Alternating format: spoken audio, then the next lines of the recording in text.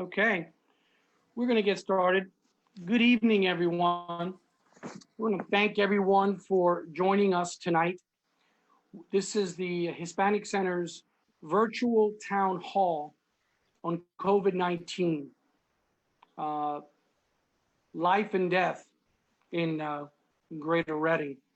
You know, we have a great panel of leaders and healthcare professionals tonight to discuss the impacts of the coronavirus in our community and specifically in our city. We want to thank everyone that is joining us on Facebook Live tonight. We're asking everyone who is following us on Facebook Live to please help us to spread our reach, to get out there to other networks. If you can start watch parties, you allow us again to reach more people. And at the end of the day, this is the goal of what we're trying to do tonight, to reach more people, to reach and teach those about the impacts of COVID-19 in our city. We have with us Dr. Luis Murillo of Tower Health, Dr. Demetrius Bravidis of the Berks Community Health Center, Berks County Commissioner Mike Rivera, and City Councilwoman Johanny Cepeda Freites. You know, our city is being hit hard by the coronavirus, which means that roughly, 70% who identify as Latino or are elderly in our city are in the quote unquote fire. They're living in the hot spots of where the coronavirus is living, is breathing, and is spreading.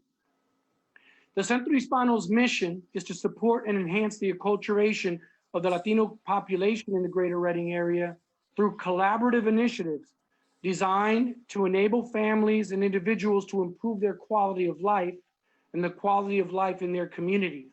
So this town hall fits our mission of being able to do that tonight.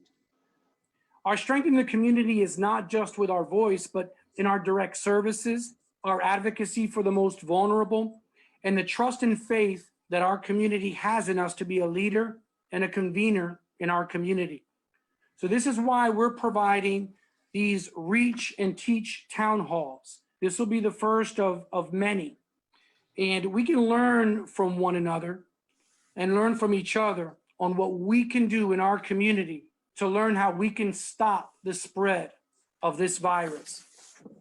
At this time, what I'd like to do is ask Councilwoman Johanny Cepeda if she can please give us a report on what the current number of positive tests are, deaths, where are the hot spots in the city, so that our city understands what the reality is today. Councilwoman Johanny? Hi, good evening, everyone. First and foremost, thank you, Mike, for assembling and hosting this virtual town hall meeting. Thank you to all the panelists for making the time to be here and provide us all with valuable information regarding COVID-19. You know, it's extremely important for us all to understand what's happening in our community and realize that COVID-19 is hurting everyone. And we must all do our part to stop the spread. To date, the Pennsylvania Department of Health has confirmed 3,530 cases in Berks County. 1,763 cases are right here from our city, right here in our community. That is almost 50% of all cases in Berks, people. I need everyone to wake up and realize what's happening in our community. That is a huge and alarming number. Specifically in terms of hotspots, in the 19601 zip code, there are 646 positive cases. And in the 19604 zip code, there are 568 positive cases. So a third of all cases in Berks are from the 19601 and 19604. So far in the in the county, there have been 196 reported deaths from coronavirus. And again, if you want more detailed, more up-to-date info, they're being posted on the Berks County page on the under the coroner's report. The coroner has determined at least 35 deaths from coronavirus identified as Latino. And those deaths in the Latino community range between the ages of 30 and 60. We definitely have to do more to stop the spread. We need to be more responsible and hold ourselves more accountable. I want to be outside just like you and everyone else. And we want to get back to a sense of normalcy. But right now, we have mandates we must follow. And so that we can get back to that, to what normal life used to be. We have to stay home. We have to wear a mask. We have to practice social distancing. We have to stick it out a little longer. We want to get out of the red. And I'm looking forward to hear from our doctors in terms of their guidance, what we should be doing, what more can we do to really stop the spread. I am looking forward to hearing from our County Commissioner, Michael Rivera, to how we can all do our part so we can stop the spread. So thank you once again for having me on this panel. And again, people, we have to do our part so we can get back to just being able to hug one another. Thank you, Mike, for having us here. Well, thank you, Johanny. I mean, you're taking a leadership role in our community, not just as a councilwoman, but as a small business owner, and we appreciate the work that you're doing. Again, it's a matter of the collective. We all have a role to play, and we appreciate what you're doing, and thank you for being on here today with us. The next person that we have on our panel, Dr. Murillo from Tower Health. Dr. Murillo has been working with the Hispanic Center for some time now, and has put together a video, a PSA, public service announcement, that was created due to questions that were coming from clients of the Hispanic Center. We had all these questions people were asking, and Tower Health went and put together a video, a PSA in English and in Spanish, and we're glad to have Dr. Murillo here with us. Dr. Murillo, the floor is yours. If you could please share with us, again, what you're seeing in your role as a physician here at the hospital, with the patients you're seeing, and guidance that you could provide for our community around COVID-19 and stopping the spread. Well, thank you so much for the time to be able to come here and to speak and to share on this very important topic. We're all definitely a community. We're here to help one another. And, this is an act of love from our standpoint, because we love Reading City and we want to do the best we can for everyone. I also want to say that I value our partnership with Centro Hispano. As Mike was saying, we did put together some videos. So I'm going to go over some kind of high points of the videos and some specifics. But if you have any more questions or want more detail, check out those on the Centro Hispano Facebook website. And I also want to congratulate you, Mike, for Centro Hispano's work with the virtual tip jar, and just your reaching out to the community and being able to help us during times of need for food and financial needs. I think that's crucial, and we definitely see and value the work that you're doing. So thank you. I'm going to now talk a little bit more about the COVID numbers of infections from my vantage point and what I see as a physician. I will say that we are seeing in the community that our numbers are slowly starting to improve. The doubling times are getting larger, which means it's taking a little bit longer for the infections to reach double the rate they were. So that's a good thing. And this is mostly because we've been practicing social distancing. The social distancing works when it's done properly, and we see that in some of the numbers. So that's really important. However, this is not the time to let up. We have to continue to be alert. We have to continue to do the social distancing things, because these will help us to prevent another surge of infections. Now, it's possible that down the road there is going to be a surge. That's just the nature of these kind of pandemics. But we want to try to make that surge as low as possible so that we don't have loss of life and we can maintain our overall infection rates low. And what was already mentioned, we are still seeing high rates of infection in the Latino population specifically. So we talked about some areas of the city that are being high hit, but we're also seeing Latinos are being disproportionately affected. And we're not quite sure why that is. I think that's something that we'll learn about more as more data comes out, but it's something to definitely be aware of. So I wanted to highlight a few points of importance from just kind of the way that the infection spreads. And I think that repetition is the best way to learn information. So we're going to kind of review some of these things just to make sure that we're all on the same page. Infection is spreading by coughing, or it's also being spread by touching surfaces that have been exposed to the virus. So the following steps you can take to help keep yourself safe and to prevent the spread of infection. I've already mentioned the concept of social distancing. And again, this is by far the most important thing you can do. Staying 6 feet away from people when you're going out to the supermarket or when you're going outside to do your walk is crucial. And the reason we talk about 6 feet is because 6 feet tends to be the spread of droplets in the air that carry the virus. So remaining 6 feet away from people is important to stay away from the droplets that they leave from their mouth, whether they're talking or coughing. So it's important to know that even if you're near somebody who's just talking, we can still expel these droplets into the air with simple talking. Wearing a mask at all times when you're outside is also very important. So one of the things that we see is that sometimes we see patients not wearing masks correctly. And so I wanted to actually show everybody how to don or to put on a mask. Now the mask that I have here is a surgical mask, and these are masks that physicians wear, but it's the same concept. You want to grab them by their sides, put the mask on like this, and make sure that your nose is covered as well as your mouth. And don't touch your mask. I see a lot of people wearing the mask correctly, but then during the course of whatever they're doing, they're touching their face, they're touching their glasses, their hair.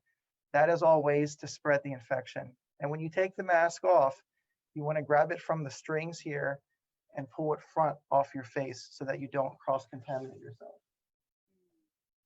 That's the first thing that we talk about with masks. The next important thing is washing your hands. And a lot of people are going out and looking for the alcohol.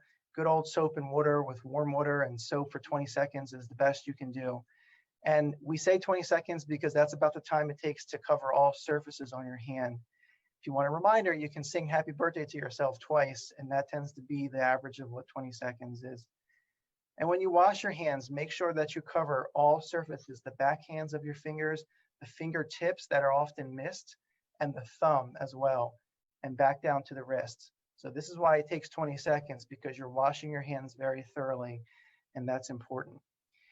If you do choose to use alcohol gel when you're outside and don't have access to water, make sure that your alcohol does have 60% content of alcohol. This has been shown to be what's effective to kill the virus. And sometimes people sell these alcohol gels that have less. So it's important to make sure that you have at least 60%. I also want to discuss some of the symptoms of COVID-19. So we're still seeing it far and above. Fever, cough, and shortness of breath are what are bringing people into the hospital. And they tend to be the most common symptoms that are being displayed. However, I'm sure you're hearing about new symptoms that are developing in the news and people talking about. This is an evolving virus, and viruses mutate. And what that means is viruses can change the way they circulate, the way they affect the body. And so we're still in the learning phase of knowing exactly how this virus impacts the body. And so this is where you're hearing some of these other symptoms that are occurring in the community and people who are infected. But again, fever, cough, and shortness of breath are definitely the most common. We also want to tell people that if you're having significant shortness of breath, or you feel like something's not right, or you're developing chest pain, please call your doctor sooner than later, or go to the emergency room. We're seeing that patients can become rapidly sick when they start to develop these symptoms. And unfortunately, it can move from, feeling short of breath to more severe symptoms fairly quickly. So please take care of yourself and seek care as soon as possible when you have these symptoms. And then I want to end my time by discussing the testing out there, what's in the community, and ways that we can go about acquiring these tests. So if you have symptoms of COVID-19, as what we just mentioned, please call your doctor and they will direct you to the nearest testing site. We have various testing sites in the area. Liggett Avenue is the testing site for Tower Health. And if you don't have a physician, we do say that you can call our hospital hotline, which is the COVID hotline. And that number is 484-628-9402. So again, that number is 484-628-9402. And the last thing I want to say is that we've heard from, some people are fearful of coming to the hospital. They've heard a lot about that's where the sick people are, so I don't want to go.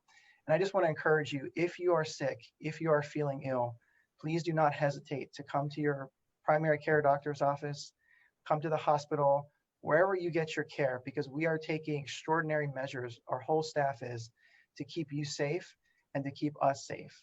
So We are definitely doing all the things that we are talking with the social distancing and making sure people are wearing masks. So it is safe to come to get care if you need it, and please don't hesitate to do so.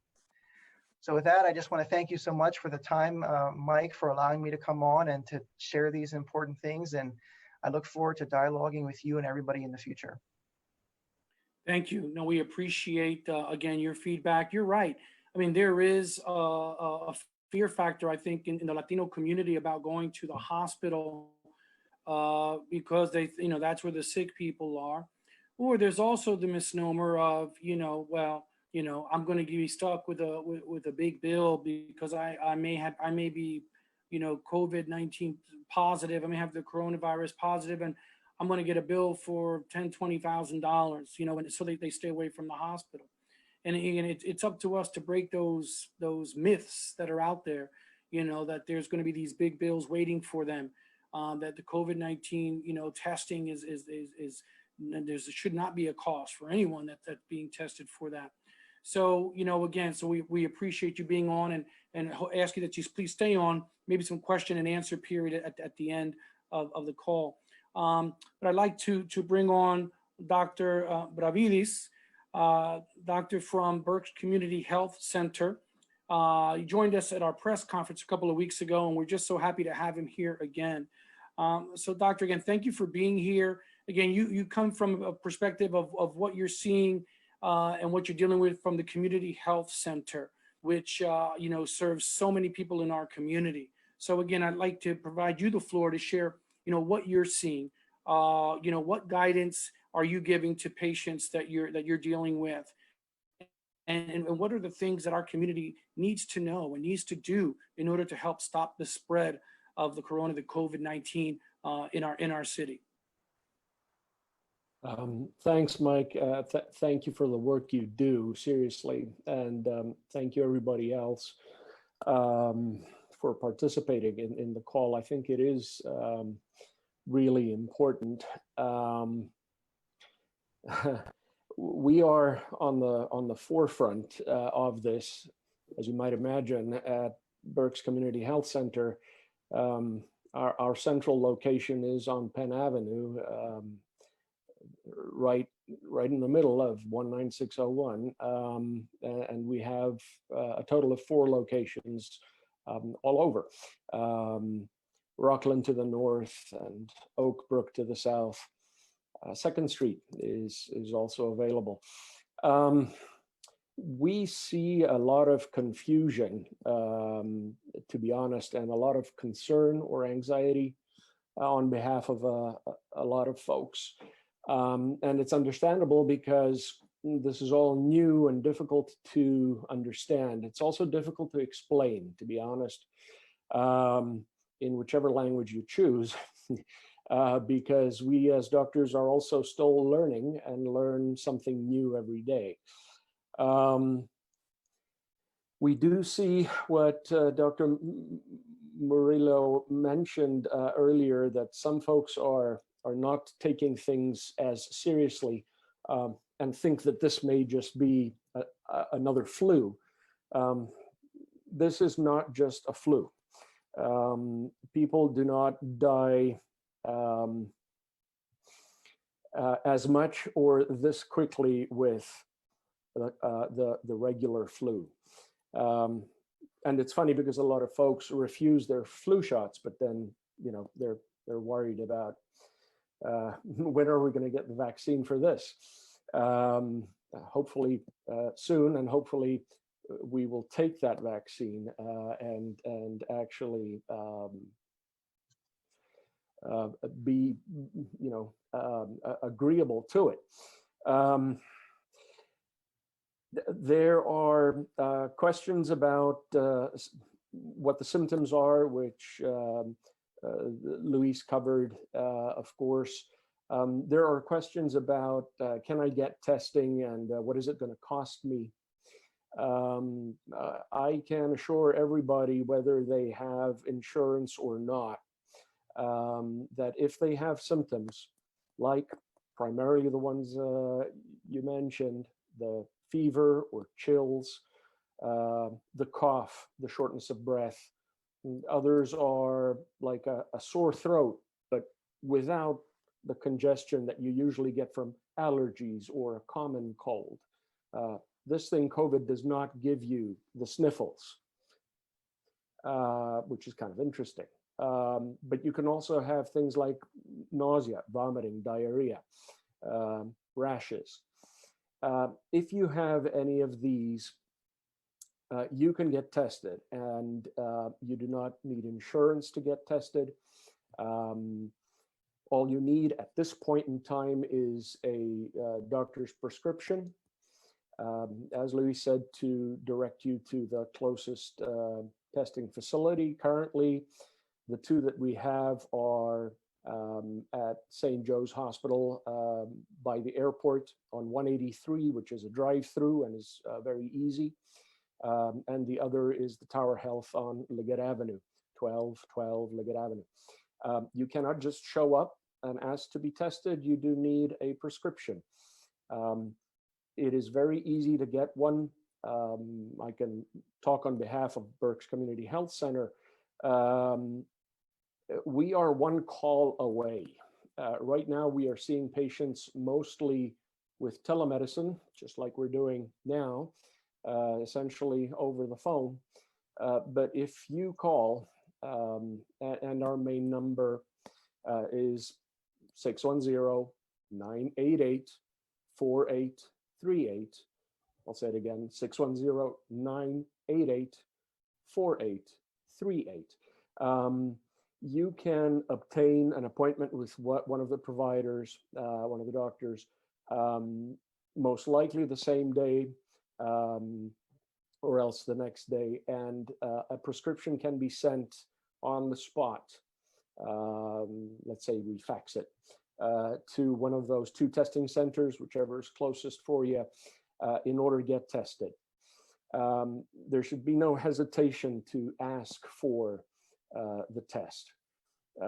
Some folks do not have symptoms and are worried and ask for it anyway. That's something that we would need to discuss a little bit further with the doctor or provider as to whether that's a good idea or not. But coverage or availability at this point in time, thankfully, is not a problem. I mean, insurance coverage.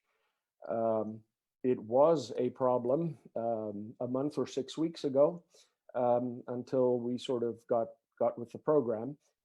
By that, I mean the public health system, because frankly, we don't have a great public health system in this country. Sorry to say it that way. I've lived in many places. And it took a little while for things to get up to speed. And I'd like to mention on that note that a lot of the information that you might hear on television or especially on social media is not correct. And it's very hard to figure out what to listen to and what not to. I would encourage you to ask someone who knows a little bit more, and a provider who can talk to you over the phone within a day or two, in my opinion, is your best choice. It can be hard to figure out with all the things you see or read what to do about it, other than panic and want to go hide your head in a bucket. We need to be realistic. We are still a hot spot here. I want to emphasize that the people being affected the most are the older folks. Yes, a lot of the cases, like 3/4, I think, may be from nursing homes. But in the minority communities, the ages of the folks that are getting affected are actually younger. They are 30 to 60. They are not old. I'm getting there, so they're not old.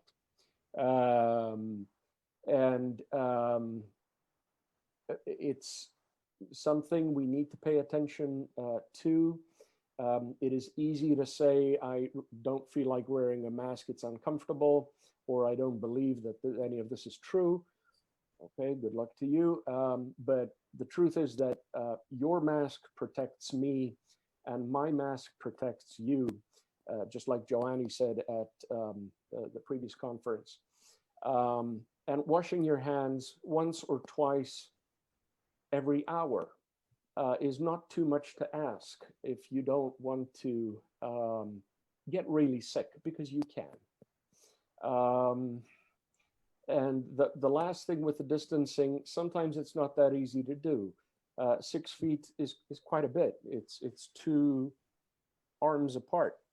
But at least be aware, be a little more alert, and try to avoid folks that are not wearing masks, or at least approaching them directly face to face. That would not be smart.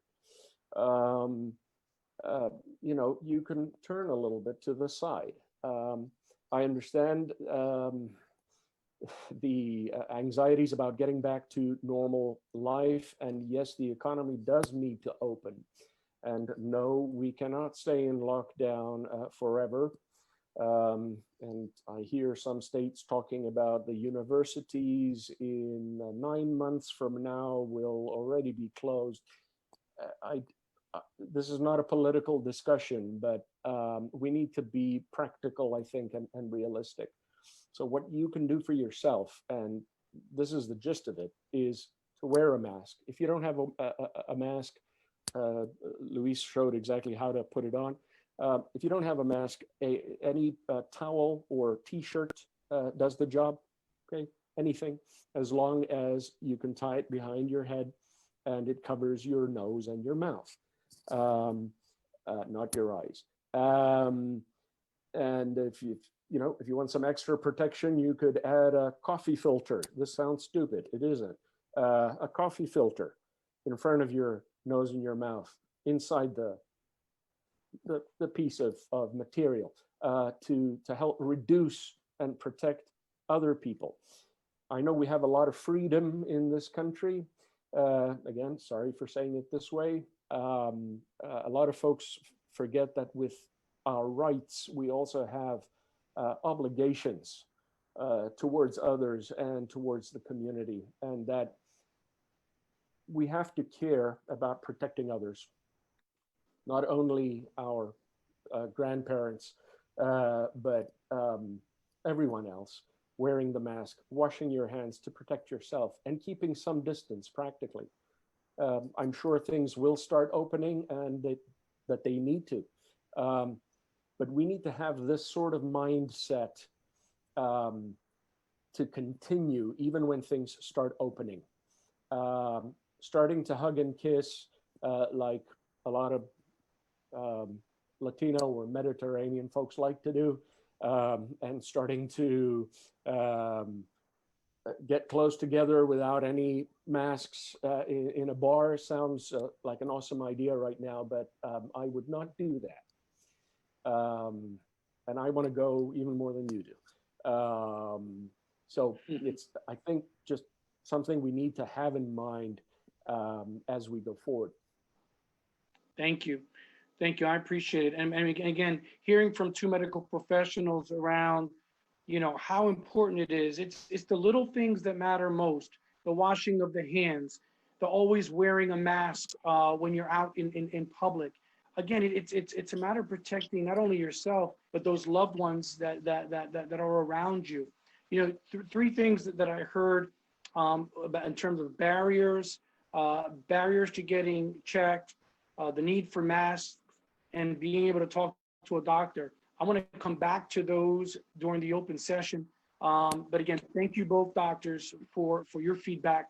I want to pass the microphone, so to speak, to our commissioner, County Commissioner Mike Rivera, so that Mike can speak to again what the county's efforts are, what the county is doing, how the county is working as it relates to helping on the medical side with trying to prevent the spread, the work that they're doing. So again, thank you, Mike, for being with us. The floor is yours. Thank you, Mike, and thank you for having me here, and thank you for the work that the Hispanic Center is doing to help get this information out and share it with the community, because it's extremely important that we know what we need to do to prevent the spread, that we know what the symptoms are, that we know what we need to do if someone does have symptoms. So I appreciate the opportunity to be able to be here and share tonight. And early on, even as far back as the beginning of end of January, beginning of February, the county has been looking at this and what we can do at the county government level to help deal with the COVID-19.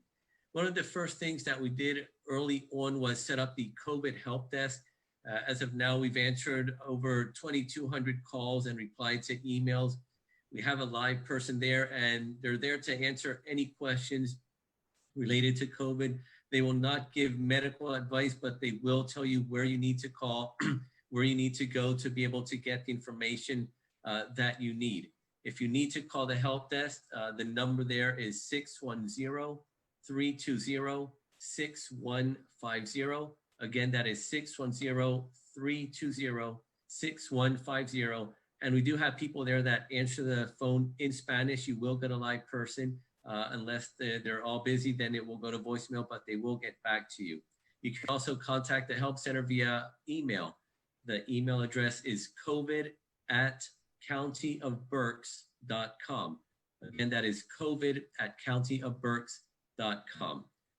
Something else that the county has done is we started a campaign that is called Stop the Spread, Do Your Part.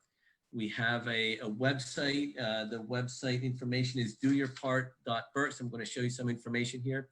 Doyourpartberks.com, and you'll find information there on COVID. You'll find information there on what you need to do to protect yourself. You'll find information there what businesses should be doing to help protect their employees and their clients as well. So there's a lot of vetted information on that website. There's resources, there's posters that you can get. One of the posters, and I have it in Spanish, I don't have it in English, but you can get it on the website there. And it's here, we've asked businesses to put it up, and it talks about what businesses should be doing. I know Johanny has this at her business, and it talks about maintaining the social distancing. It talks about wearing face masks. It talks about maintaining proper cleaning protocols at the businesses. And the businesses that are following this, there's another poster that says, we are open. And again, this is in Spanish, but we do have them in English. It says, we are open. And it says, we as a business are following the proper health and safety guidelines to protect our clients and our employees as well. And then we have the logo which says, do your part, stop the spread. And we have this on the Do Your Part Berks website. You can go down there. You can download them. You can print them out. If you want the bigger size, you can contact my office and we can get those to you, or you can come here to the county building to pick it up. You can reach out to Barbara, who's my assistant. Her phone number is 610-301-7486.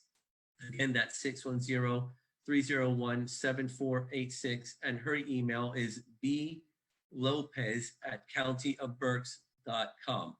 We've also put different things on around social media. If you've seen my Facebook page or my LinkedIn page, you'll see what we've done there. Different county employees, different businesses have been helping us to spread the message, because the important thing that we have to understand is that everyone has to do their part, not just the businesses, not just the residents, but everyone. We each need to do our part. And right now we're getting ready to start a second campaign in which Mike Toledo and the Hispanic Center are playing a big part, Johanny Cepeda as well, personally, and urging the city, which is also on board with this. And the goal of this is to get these rat cards. There's three, they'll be cut and they'll be in Spanish on one side and on English on the other side. And it's basically, the goal is to get this into as many homes here in the city of Reading as possible.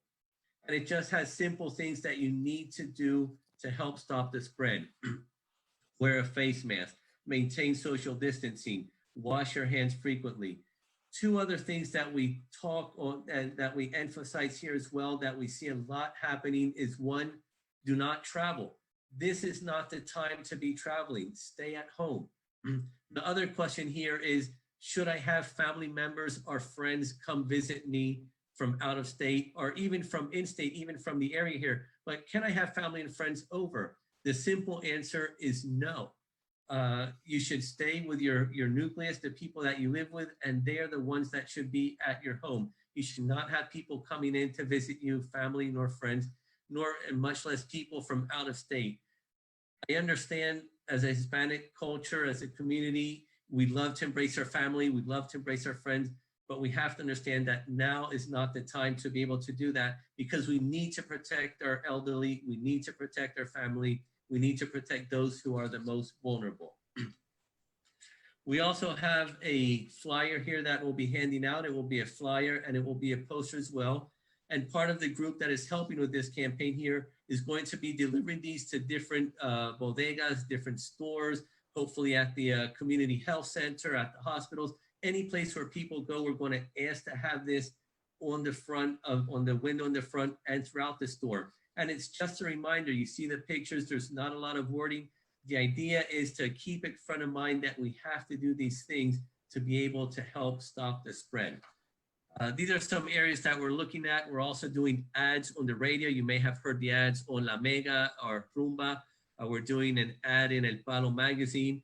On the back of BARDA buses, we're going to have the logo and it says, "Thank you for doing your part to help stop the spread." Billboards coming in and out of the city.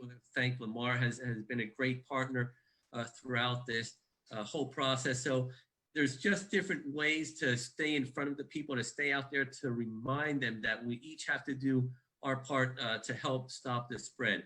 So thank you for those who are helping through this campaign. Something else that we're asking is, although all businesses should be following the proper guidelines, having masks on, having markings on the floor to help social distancing, if you walk into a store and you see the employees there, or any business, and you see employees there, they do not have their face mask, they're not following proper distancing, they're not wiping down areas where there's a lot of touch, please do yourself a favor, turn around, walk away, and go somewhere else. We need to make sure that we're all doing our part here.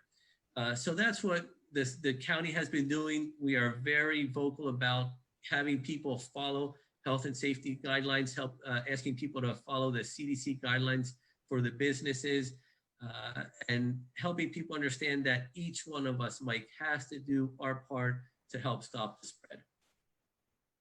Michael, thank you. We appreciate that, all that you're doing. Johanny, all that you're doing with the city, Mayor Moran and his administration, all the work that they're doing. Again, it's a collective effort. It's going to take all of us to be able to have the impact that we want to have to stop the spread. So thank you all. At this time, I'd like to go rapid fire if I could. We got some questions, and we have a few minutes left, about 8 minutes. We'll stretch it if we need to. But if I can throw these questions out, and we'll see how far we can get with them. We want to give, we appreciate, we have over 56 people who have been following. They're sharing the video, so I'm sure we're reaching thousands of people tonight. So again, it's a blessing to be able to have this impact. So we'll start rapid fire. We have a question that's coming in. It's asking about vitamin D deficiency and that it can worsen the effect of COVID-19 in people. Should we take the supplement vitamin D? Doctors, any recommendation, suggestion as it relates to that, or is there nothing to that? So I have not heard any discrete evidence on vitamin D supplementation. The one thing that I will caution people with vitamin D is that vitamin D is what we call a fat soluble vitamin. So that means that you can actually overdose on the vitamin D if you take too much. So, it's definitely, I don't have evidence to support it. And I do think that there's a danger if you do overdo it because of the nature of the vitamin. Thank you. Here's a question for Johanny. Johanny, what's the biggest concern you're hearing from the Hispanic community? People not social distancing, people not wearing masks, people just getting together. I mean, what is the biggest concern that you have as it relates to our community? All of the above. Everything you mentioned. I think, I think because of the nature of our culture, it's hard to keep the social distancing. And quite frankly, I think it's going to take for people close to those that are not practicing or following the guidelines for people to die. Like, in order for them to be directly impacted, they're going to have to see people die. And I can't stress it enough. I mean, everyone's hurting, not only health wise, but financially. I mean, it's a huge problem, and everyone has to do their part because it's the only way we're going to get back to just being able to hang out, right? To go dancing, to visit, travel, and hold our loved ones. So people are just not taking it serious. But then I also see people who are practicing and who are also becoming more desperate because they're saying, but I'm following. And now we have more weeks, and now we have longer time being quarantined or being stuck at home. So we just got to stick it out. That's all I can say. Just keep sticking it out, do your part. And again, hold yourself accountable, your neighbors accountable, your relatives, like we all have to keep each other in check. Absolutely. Thank you.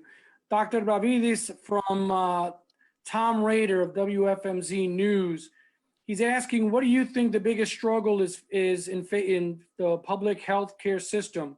What's the biggest piece of false information that the public is hearing regarding COVID-19? That is a loaded question. Well, we got 30 seconds. No, I understand. I think part of the problem is listening to television once almost every day can get you very confused when you listen to press conferences of folks that are not specialists or qualified to be giving advice.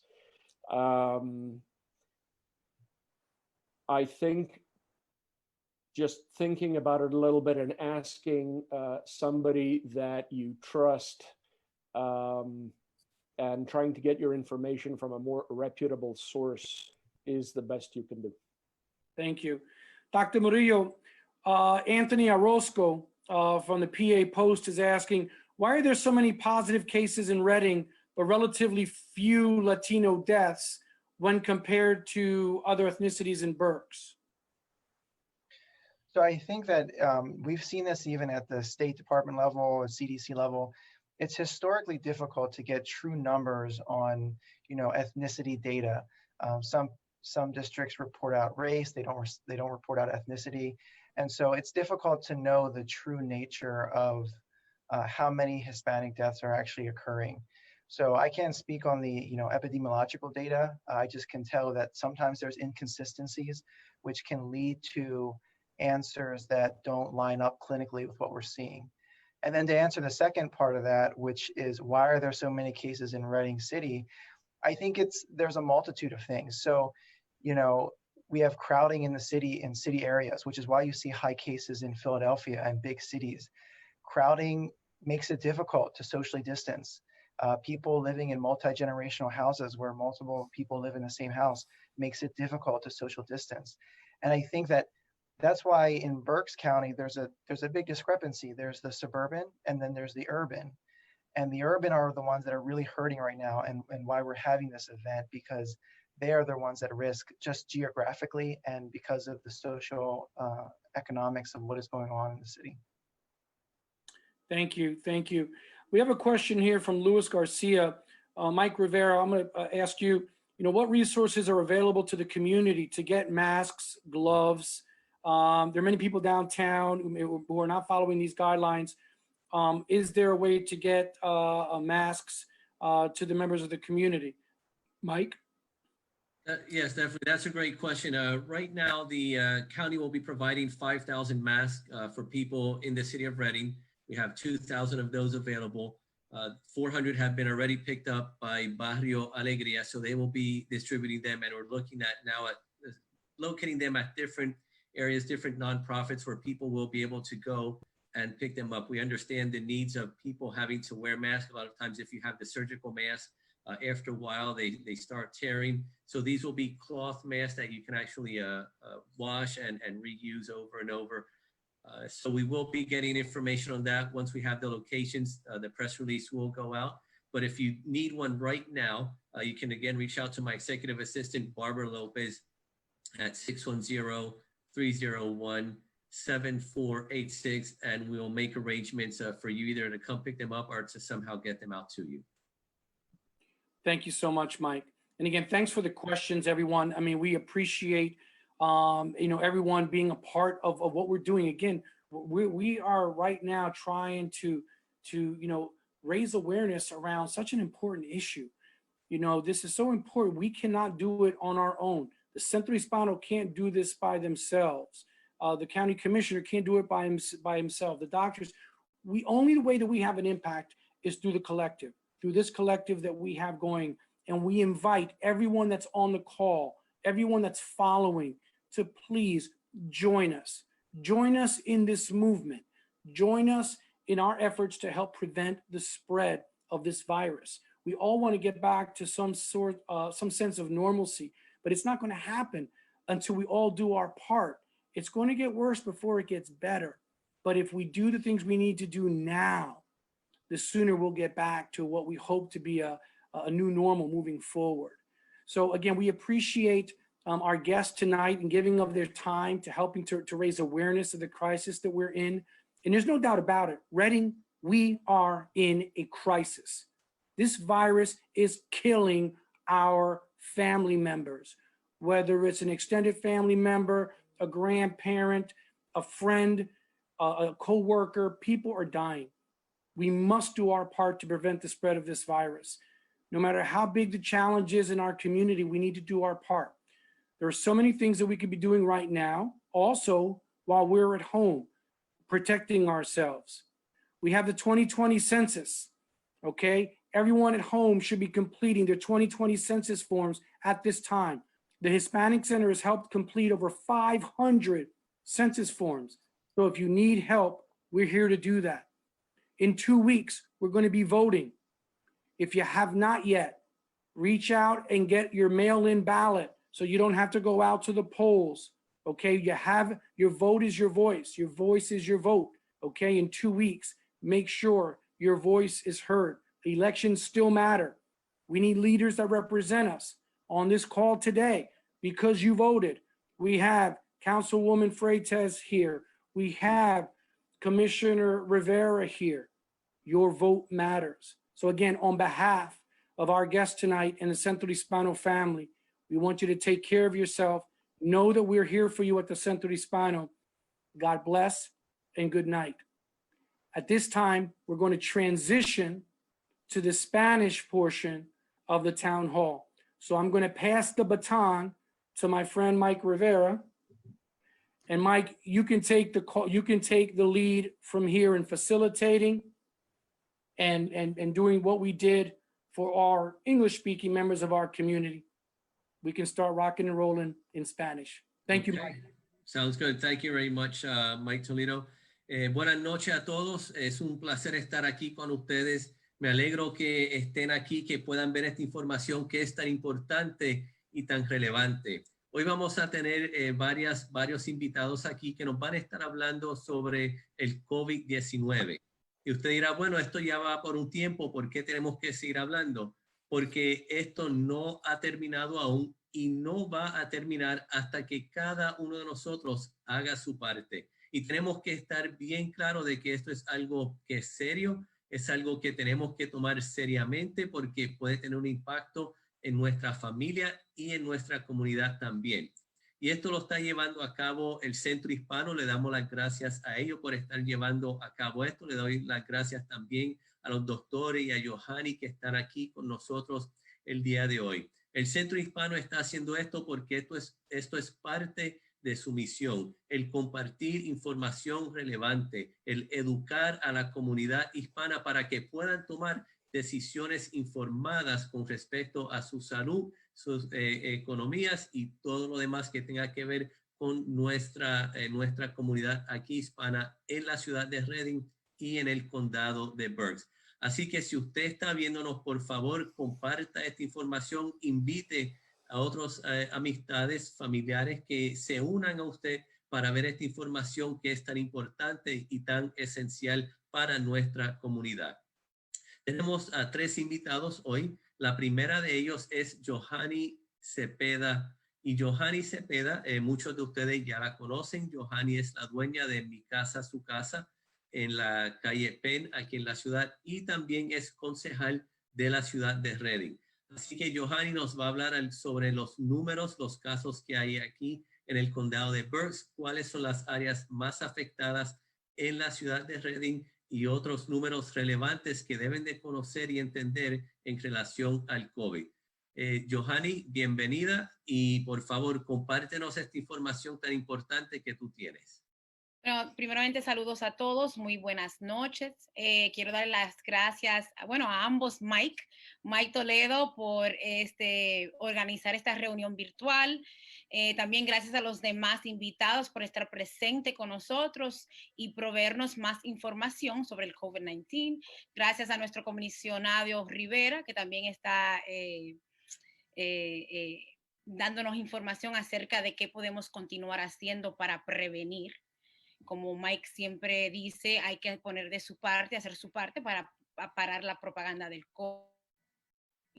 Creo que es sumamente importante para todos comprender qué está pasando dentro de nuestra comunidad y qué pasos a dar para actuar, para seguir la prevención. Como muchos sabemos, el COVID-19 nos está causando muchos daños. Le está tomando la vida a nuestros seres queridos. Esto es cuestión de vida o muerte. El coronavirus está arrasando con nuestra comunidad latina, está matando mucha gente y está acabando, como le dije anterior, con nuestros seres queridos. Los casos del coronavirus aún siguen aumentando. El Departamento de Salud de Pensilvania ha reportado 3.530 casos dentro del condado de Berks. 1.763 de esos casos se encuentran dentro de nuestra ciudad. Eso es casi el 50% de todos los casos reportados dentro del condado. Las áreas más afectadas dentro de la ciudad se encuentran en el zip code 1901, donde se han reportado 646 casos positivos. Y también en el zip code 19604 se han reportado 568 casos positivos. También se han reportado dentro del condado 196 muertes. El médico forense ha determinado que 35 de las muertes por causas del virus han sido identificados como latinos. O sea que tenemos un problema grave dentro de nuestra comunidad. Y para poder volver a un cierto modo normal, como lo hacíamos antes, cada quien tiene que poner de su parte. Yo soy consciente de que a todos nos gusta andar en la calle, vacilando, queremos ir al salón, arreglarnos las uñas, etcétera, pero para poder hacer eso tenemos que sacrificarnos un poquito más, seguir las reglas que ha mandado nuestro gobernador a través del Departamento de la Salud y tenemos que poner de nuestra parte. Quédense en su casa, lávense las manos, cúbranse la cara, la nariz, la boca, también cubran a sus niños. Es sumamente importante entender que esto nos está afectando gravemente en nuestra ciudad. Y si usted no hace lo debido, esto no va a terminar. Así que yo les urjo, les exijo que quien haga de su parte para poder volver a una vida normal, porque ya estamos hartos de estar trancados en la casa, ¿no? Entonces, haga lo suyo y deje de andar porque no es necesario para poder prevenir el contagio del virus. Gracias a todos por su tiempo. Quiero aprender más de los médicos, así que pongan atención, hagan preguntas y lo más importante, haga su parte y sea responsable. Se lo debemos a nuestra comunidad, a nuestros vecinos, a sus seres queridos, sea responsable, haga su parte. Muchas gracias. Johanny, gracias por esas palabras. Lo que tú dices es sumamente importante. Cada uno de nosotros tenemos que poner nuestra parte. Y yo sé, ya esto lleva sobre 2 meses y nos estamos poniendo ansiosos. Los días están bonitos afuera y queremos salir, queremos hacer otras cosas, queremos ir a comer a mi casa, a su casa. Hay muchas cosas que queremos hacer, pero tenemos que mantener en cuenta que si queremos realmente salir de esto, tenemos que continuar haciendo lo que debemos, aunque realmente no sea lo que queremos hacer. Pero vamos a mirar a largo plazo, no solamente en el día de hoy, ¿ok? Y que también queremos cuidar a nuestros familiares y a nuestros padres y a nuestros abuelos también. Así que muchas gracias por esa información, Johanny. La próxima persona que va a hablar es el doctor Bravidis. Él es doctor en el Centro de Salud Comunitario de Berks, que está localizado aquí en la ciudad, y ellos tienen varios campus aquí a través de la ciudad. Doctor Bravidis, bienvenido. Y le voy a pedir si nos puede hablar sobre, uno, qué es lo que usted está viendo aquí en la comunidad de Reading en relación al COVID. Dos, qué guianzas usted nos puede dar en relación a ayudar a parar la propagación. Y número tres, qué cosas nuestra comunidad debe saber en relación al COVID y cómo parar la propagación. Doctor Bravidis. Gracias, Mike. Permítateme, mi español no está perfecta, pero yo puedo comunicar y entender. La primera cosa que díjate, para obtener los análisis o los exámenes para coronavirus, no está problema ahora en Reading para obtener la examen o la análisis, the testing, porque tenemos dos ubicaciones que pueden hacer el análisis para usted. Solamente es necesaria una como receta para un doctor. Estamos abiertos no solamente a Berks Community Health Center, pero Tower Health y los otros campus. Podamos hablar a ustedes, a todos los pacientes, si necesitan ayuda en un día o dos, una cita para el teléfono. Y si tienen síntomas, los síntomas más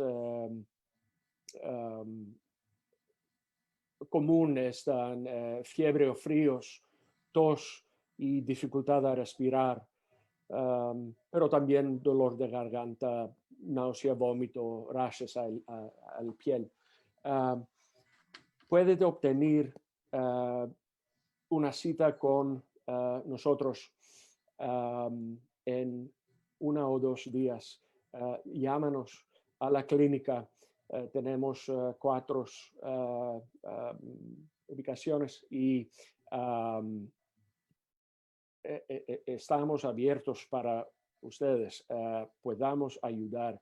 El número es 610-988-4838. Entonces, otra vez, 610-988-4838. Si tiene síntomas, podamos te mandar o mandar muy rápido esta receta para obtener el análisis ahora al hospital de St. Joe's, al aeropuerto, o en Liggett Avenue, que es atrás de Lancaster Avenue. Tenemos un plan en 2 o 3 semanas. Creamos y tratamos hacer estos análisis o exámenes para todos los pacientes a la clínica central de Berks Community Health Center, que está a la Penn. Penn y 9. Y creamos que vamos a poder hacer estas en la futura próxima. La cosa importante es que, otras preguntas, necesitamos estar un poco más serios para este problema porque es problema serio. No es una gripe común. non es cosa que non existe, non es propaganda, es una muerta muy mala. Mi esposa trabaja al hospital y créateme, muchos de los pacientes que muertan están los viejitos, como decimos, pero a la población latina o los minorities, los pacientes que muertan están más jóvenes. No sabemos por qué. Entonces, esta cosa afecta a todos nosotros. Y la cosa más importante, porque necesitamos estar un poco más sabios y prácticos, yo creo, no podamos restar a la casa permanente. Yo entiendo los problemas que tienen económicas y psicológicas que tenemos todos. Pero tres cosas prácticas. La mascarilla, si puedes poner, mi máscara protecta su máscara protecta mí. Y si no tienes de máscara, una toalla o t-shirt para cubrir la nariz y la boca. Es muy fácil. Lávase las manos 1 o 2 veces a la hora, si puede. No es necesario líquido sofisticado. Y un poco más distancia social. No podamos ahorita abrazar estos 6 pies que dicen todos. Es alguna vez difícil, pero un poco más distancia. Si el otra persona no protecta todos con una mascarilla, usted necesita ir un poco al lado. All right? Y todos necesitamos protectar el uno necesita protectar el otro. Tenemos responsabilidad el uno al otro. Y si tienes confusión o preguntas para estas cosas, porque es tan difícil, y los doctores también no sabemos toda la ciencia o la información, llámanos, pregunta a algún que sabe, que dice, porque tenemos mucha basura, lo siento, alguna vez a la televisión o a los medios sociales. Ok, doctor, muchas gracias por esta información. Algo que él mencionó que es sumamente importante y no se habla de esto mucho, pero que sí es importante.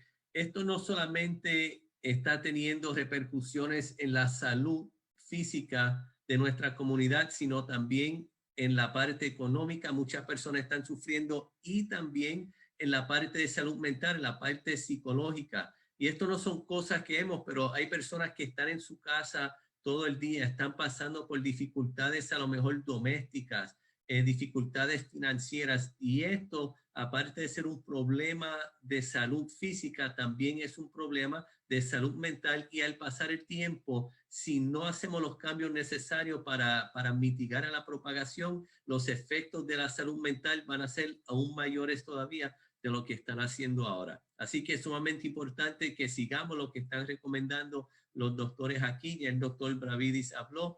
Ahora vamos a tener al doctor Murillo. El doctor Murillo es un doctor en Tower Health.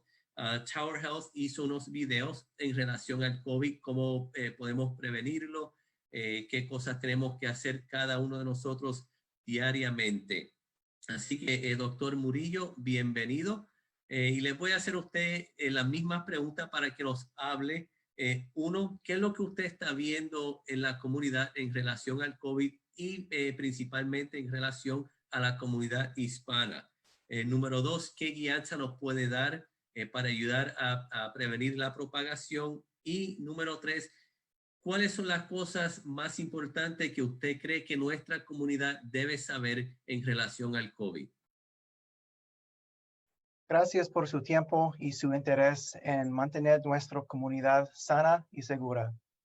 Recientemente hemos producido videos de 10 y 15 minutos que tienen más detalles sobre cómo mantenerse sanos y seguros. Usted puede verlos en la página del Centro Hispano en Facebook. Los quiero felicitar por el gran trabajo del Centro Hispano en el proyecto del Tip Jar o Virtual Tip Jar y la ayuda a nuestra comunidad con alimentos y necesidades financieras. Ahora voy a discutir el número de infecciones de COVID-19. Nuestro número de nuevas infecciones está mejorando poco a poco.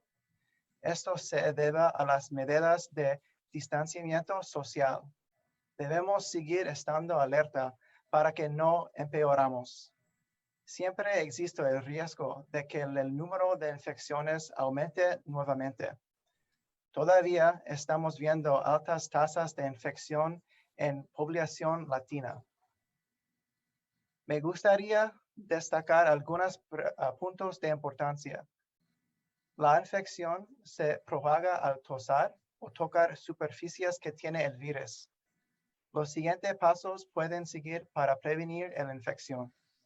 Continúe practicando el distanciamiento social con 6 pies de distancia entre las personas, usando la mascarilla facial en todo momento cuando está fuera. Voy a demostrar cómo ponerse y quitarse una mascarilla facial. Y esta es su mascarilla de los médicos, pero puede poner así, cubre la nariz y no toca la mascarilla. Lávese las manos durante 20 segundos, el mismo tiempo necesario para cantar el cumpleaños feliz 2 veces. Asegúrese de cubrir los dedos, los pulgares y la parte posterior de las manos con jabón y agua tibia.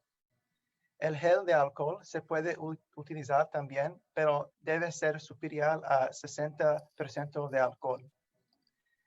Ahora voy a hablar de los síntomas de COVID-19. Fiebre, tos, dificultad para respirar son los más comunes. Pero también estamos viendo otros síntomas mientras que aprendemos más sobre la infección. Si tienes síntomas de dificultad para respirar o dolor en el pecho, obtenga ayuda temprano llamando a su médico o visite a la sala de emergencias. Vemos que las pacientes pueden enfermarse rápidamente, así que si usted nota los síntomas tiempo, este es importante. Terminaré discutiendo las pruebas. Si tiene síntomas de COVID-19, llame a su médico y ellos pueden darse instrucciones. Si no tiene un médico, puede llamar a nuestra línea directa de COVID-19 para obtener más información. El número es 484-628-9402.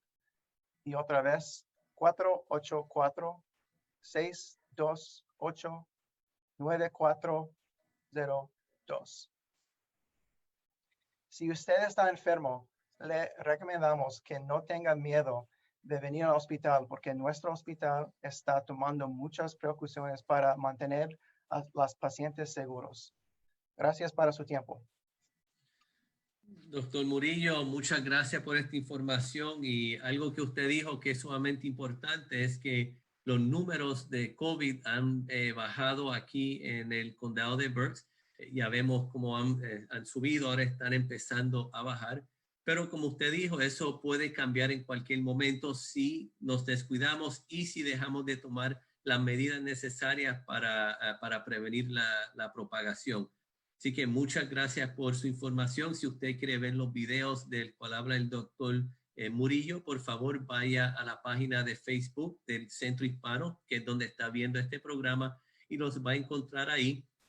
Y no solamente mírenlo usted, sino compártalo con otras personas también, porque necesitamos que todas las personas que puedan aprender y saber, uno, qué tienen que hacer, dos, cómo determinar cuáles son los síntomas y qué hacer si usted tiene síntomas. Así que a los doctores, muchas gracias por la información. Esta es información súper valiosa para nuestra comunidad. Ahora yo voy a tomar unos minutos para hablar sobre qué es lo que el condado de Berks está haciendo. Si no lo saben, como dijo Mike Toledo anteriormente, mi nombre es Michael Rivera y yo soy uno de los 3 comisionados aquí en el condado de Berks. Inicialmente, cuando comenzó el COVID a finales de enero, principios de febrero, el condado de Berks empezó a mirar a ver en qué esto se podía tornar y ver qué acciones podíamos tomar tempranamente para poder ayudar a mitigar la propagación. Una de las cosas primeras que hizo el condado de Berks fue establecer lo que se llama un help desk, una línea donde usted puede llamar para averiguar información sobre el COVID o si tiene preguntas en qué hacer, si tiene síntomas, dónde puede tomar los exámenes, qué tiene que hacer en ciertos casos. Realmente cualquier pregunta en relación al COVID, usted puede llamar ahí. No son doctores o no le van a dar información médica, pero sí le van a indicar a dónde tiene que llamar y a dónde tiene que ir. Si usted tiene preguntas que quiere hacerle, puede llamar al 610-320-6150. Nuevamente es el 610-320-6150. Y cuando usted llame ese número de lunes a domingo, de 8 de la mañana a 5 de la tarde, es una persona en vivo que contesta el teléfono y hay personal que habla español. Así que si usted no habla inglés y quiere hablar, tiene preguntas, no tengan miedo en llamar porque hay personas que le pueden contestar las preguntas en su idioma, en el español. Otra cosa que ha hecho el condado de Berks es comenzamos una campaña que se llama Haga su parte, pare la propagación. Y hay una página web que usted puede ir y se llama hagasuparteberks.com. Nuevamente es hagasuparteberks.com. Usted puede ir ahí y puede conseguir información sobre el COVID, información que es información real, no como alguna información que usted está viendo por ahí que no es basada científicamente, no viene de lugares que son comprobados, pero la información que usted va a encontrar en esta página web sí es información verídica, información que ha sido lo que se llama en inglés vetted, que lo han determinado los expertos que es información real. Parte de la campaña que hemos hecho es desde temprano que comenzó el COVID, le hemos estado pidiendo a los negocios que hagan su parte. Aún antes que el gobernador hiciera mandatorio que se usaran máscaras, nosotros le estamos pidiendo a los negocios que por favor sus empleados usen máscaras, que se laven las manos frecuentemente, que haya distanciamiento social, que mantengan la limpieza según el CDC. Y esto es un póster, un afiche que hemos hecho para que los negocios pongan, para que ellos sepan lo que tienen que hacer, para que los clientes sepan que ese negocio están siguiendo lo que se le pide en cuestión de seguridad y salud para prevenir la propagación del COVID. Y esos negocios también tienen este póster que se le está poniendo aquí, que ellos dicen estamos abiertos y dice que ellos están siguiendo las reglas de seguridad y higiene personal para evitar la propagación y proteger tanto a sus empleados como a sus clientes, y va a estar el número de teléfono de con quien usted se puede comunicar si usted ve algo que no es compatible con lo que hay en este afiche. Así que si usted va a un negocio y no ve esto, por favor, pregúntele por qué no lo tienen y pídale que por favor lo pongan para que puedan seguir lo más necesario, lo que es los reglamentos para evitar la propagación. También estamos haciendo anuncios en la radio, a lo mejor nos han escuchado en La Mega, en Rumba.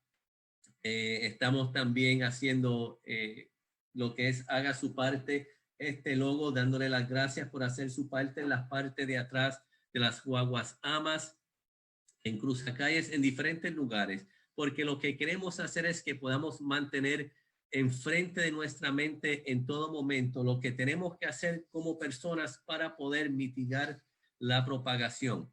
Algo que estamos comenzando ahora y es con la ayuda de el Centro Hispano y también Johanny Cepeda, la ciudad de Reading y otras instituciones y líderes de la comunidad, es que queremos comenzar una campaña que va dirigido a todas las personas. Y lo que vamos a estar haciendo es, le vamos a estar pidiendo a los negocios que pongan esto. Anteriormente le enseñé posters que van dirigidos a lo que debe estar haciendo los negocios. Este es un póster o un afiche que está dirigido a lo que usted tiene que hacer.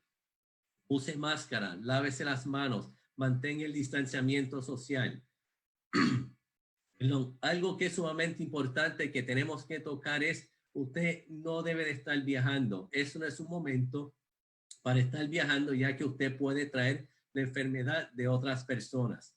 Lo otro que es, perdón, es importante también es entender que usted no debe tener a familiares y amistades que vengan a visitarlo. Lo dice aquí bien claro.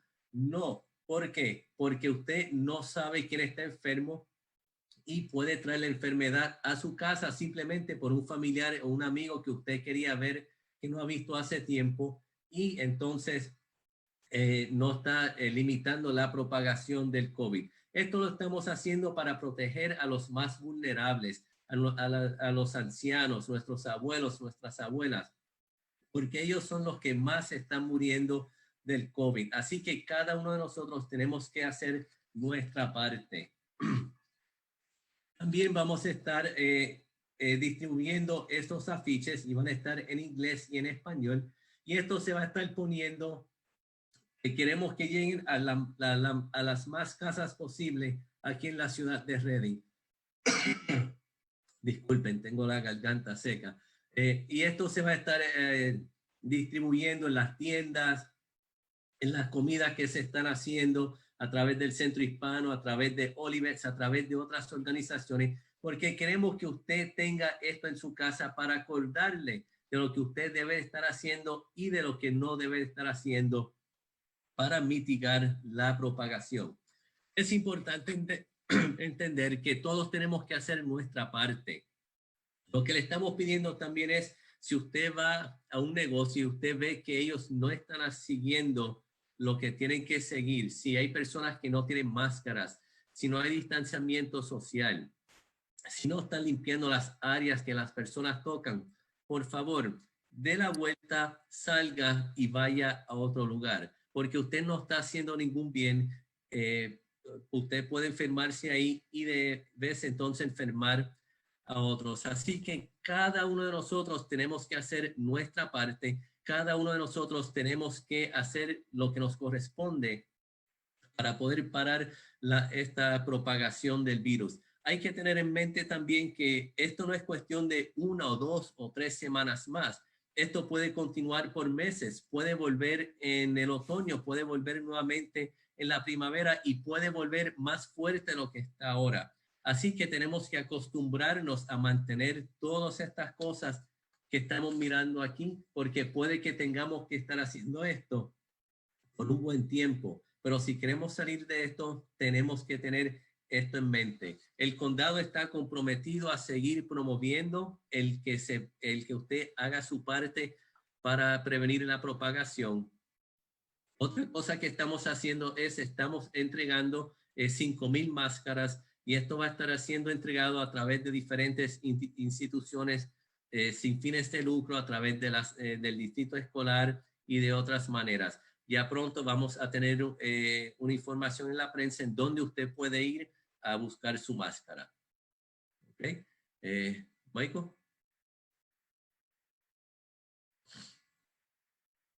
Okay.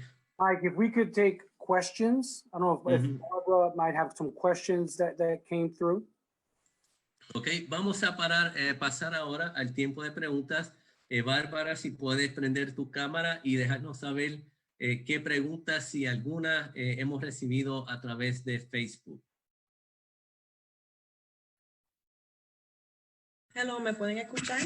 Sí, te escuchamos. Okay. Ahora mismo no tenemos preguntas todavía en español, por lo que yo veo. No sé si Michael...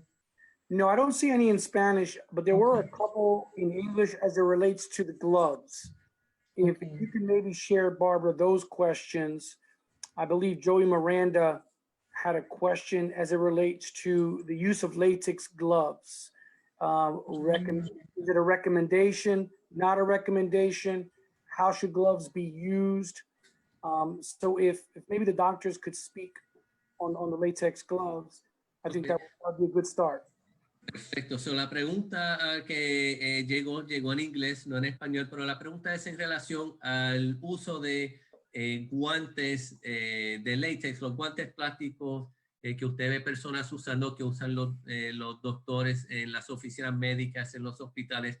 La pregunta es si es necesario usar esos guantes, si vale la pena y cómo es la manera correcta de quitárselos y de ponérselos. Así que, doctor Murillo, doctor Bravidis, si uno de ustedes dos quiere contestar esta pregunta.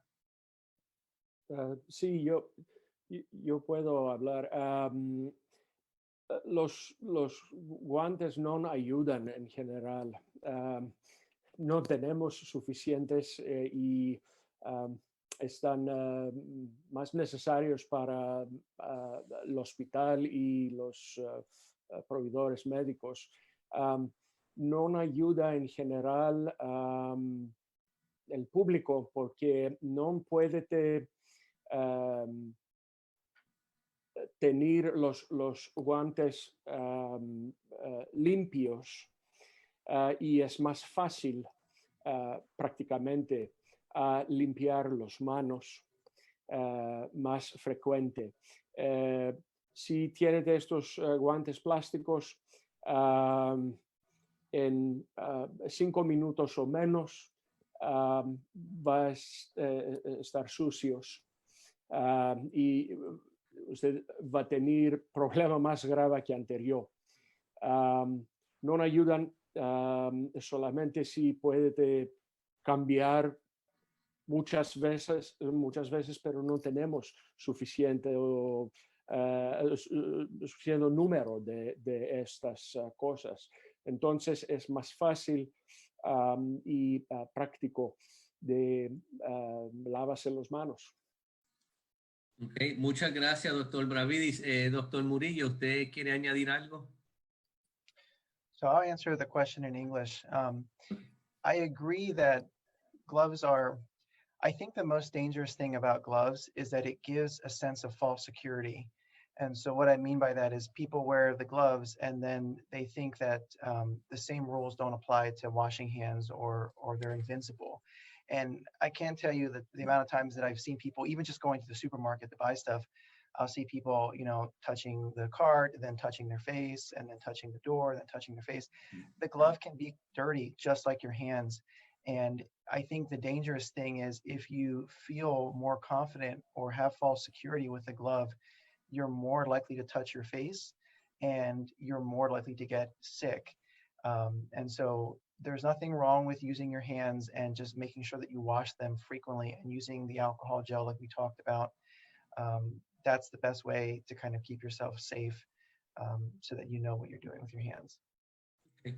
Thank you, doctor. So, para resumir lo que indicó el doctor Murillo es que él tampoco está de acuerdo en el uso de guantes, simplemente por el hecho porque el uso de guantes le puede dar una seguridad falsa.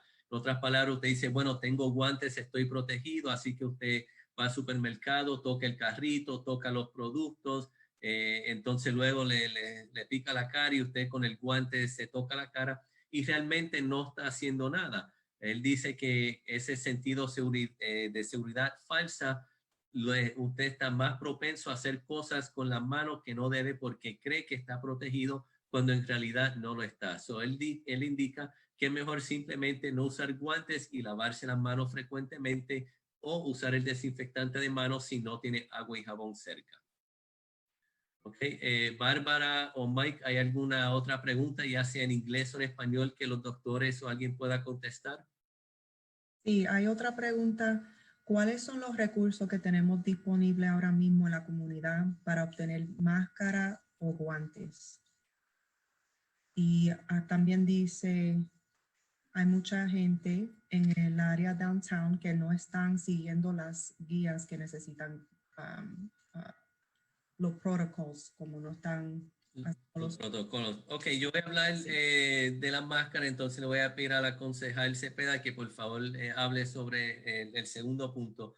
Pero en relación a las máscaras, como dije anteriormente, el condado va a estar distribuyendo máscaras a través de diferentes instituciones de non-profit, sin fines de lucro. Pero también es importante saber que usted puede usar otras cosas si no tiene máscara.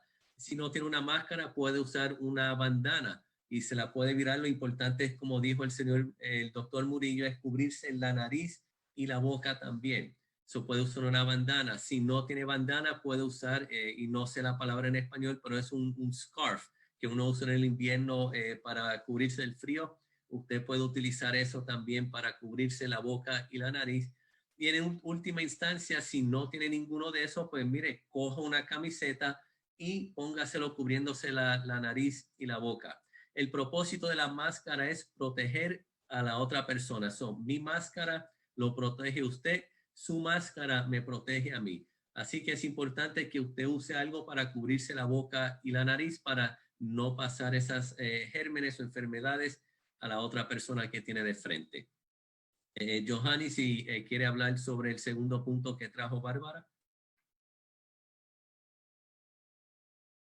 Estoy consciente de que sí hay muchas personas en el área downtown que andan caminando y no andan con máscaras. Yo les urjo a a todos que ven eso pasar, que llamen a la ciudad. Pueden llamar al 610-655-6100 y dar una queja. También creo que es sumamente importante que cuando vean personas que están enfrente de negocios haciendo lo mismo, que también comuniquen a la ciudad dónde están viendo lo sucedido, dónde están viendo las más personas que están en la calle sin máscaras. Porque también tengo entendido que el mensaje es también el distanciamiento social.